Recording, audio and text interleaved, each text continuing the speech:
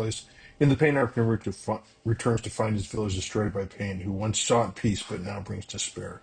The conflict isn't just physical, it's spiritual. Both characters embody different responses to suffering, one through vengeance, the other through understanding. This arc sets the stage for deep exploration of Buddhist ideas like impermanence, compassion, and the nature of pain. Pain himself is the living symbol of dukkha, the first noble truth of Buddhism that suffering is universal. As Nagato, he lost his family, his friends, and his faith. His transformation into pain reflects how trauma can harden into ideology. His message that the world will only understand peace through shared suffering somewhat distorts Buddhist awareness into despair. Pain's Rinnegan controls the six paths that mirror Buddha's six realms of rebirth, from gods to hell beings, each symbolizing a different attachment. Pain's control over these paths is an attempt to dominate the samsara of life, death, and rebirth instead of escaping it.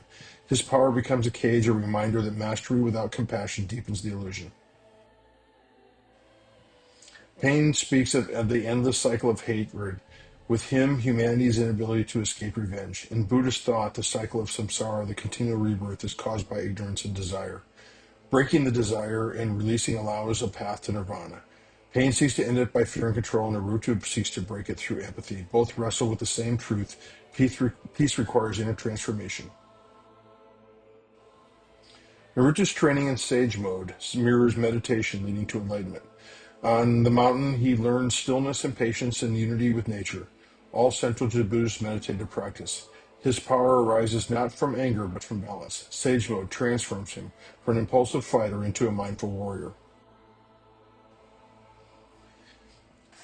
Jiraiya trained both Naruto and Pain. His death embodies the law of karma, the chain of teacher and student shaping destiny.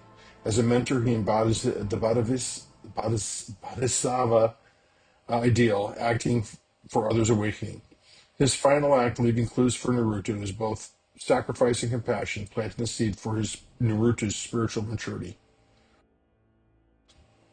When Naruto finally faces Pain, their battle becomes a dialogue about peace and vengeance.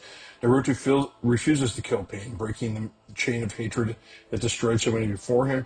The moment captures Buddhist nonviolence, victory through understanding, not destruction. In that moment, he transcends his suffering. His final act, reviving the villagers, represents his enlightenment. By relinquishing control and accepting Naruto's compassion, Pain, now as Nagato again, finds release. The village of Hidden Leaf's rebirth becomes symbolic of nirvana, the cessation of suffering.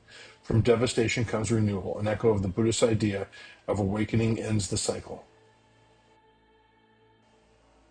The Pain arc represents the Mahayana Buddhism journey across Asia. From India's Four Truths to China's Chan meditation to Korea's Seon and Japan's Zen, each culture shaped a vision of compassion and self-realization. Naruto's story, emerging from Japanese thought, carries these echoes, showing how ancient spiritual ideals still live within modern stories. Hi class, I'm Blaze, and I'll be talking about Buddhist concepts in Naruto through the character Itachi Uchiha. Spoilers ahead, but the show's 20 years old, so you've had time. Itachi was a prodigy born into conflict who gave up everything, his clan, his name, and his legacy, to protect his brother and the village. From then on, every choice came from calm acceptance, not his own ego. To understand Itachi, you need to know his past. He grew up during the Third Great Ninja War, where death made him obsessed with peace. As a teen Anbu, he was ordered to stop his clan's coup, and at just 13, he did the unthinkable. He killed his own clan, joined the Akatsuki as a double agent, and lived a life of exile and atonement, silently watching over his brother Sasuke. This is a prime example of dukkha, or the truth of suffering. Pain is unavoidable, but peace comes from understanding it. Itachi lives that truth. He doesn't resist suffering, he accepts it. We see through all of his actions that he's not emotionless. He's mindfully aware that his pain is part of his path.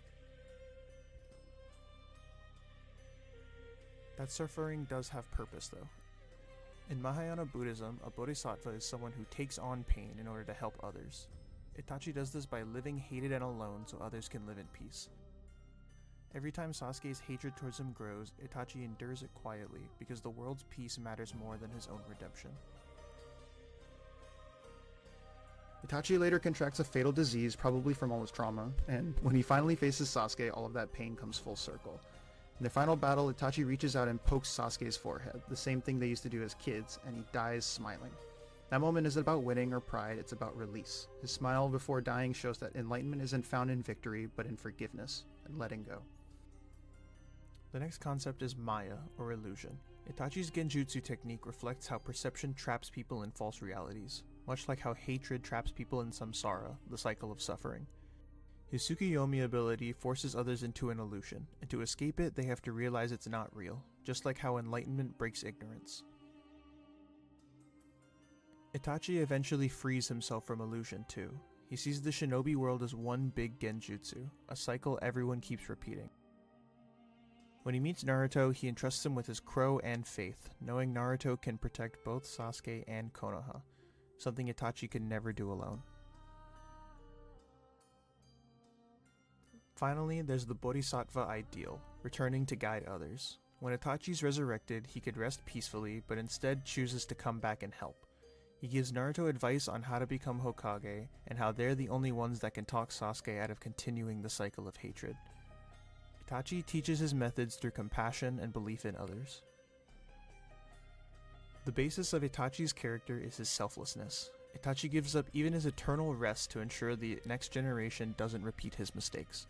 That's enlightenment through compassion, the true spirit of a bodhisattva. When he finally tells Sasuke the truth and fades into crows, there's no tragedy left, only peace.